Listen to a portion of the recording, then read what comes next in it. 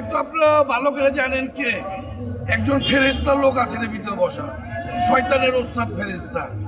ওই শয়তানের নাম হলো আসিফ ভুইয়া, বুঝছেন? 2 টাকার মানুষটা কথা কয় 2 কোটি টাকা। এই আসিফ ভুইয়া ষড়যন্ত্রের সাথে জড়িত। এই আসিফ ভুইয়া সবচেয়ে বড় দুর্নীতিবাদ। এই আসিফ ভুইয়ার আমরা পদত্যাগ চাই, করতে হবে না, এটাই না হ্যাসনা তাকে নামানো হবে।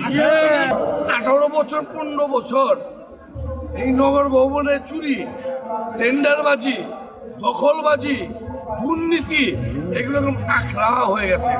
এগুলো ইঞ্জিনিয়ার হিসাব বসলে এগুলো সবাই ধরা খাবে, সবাই উপযুক্ত বিচার হবে। এই জন্য ইঞ্জিনিয়ার হিসাবকে শপথ দেওয়া হচ্ছে না।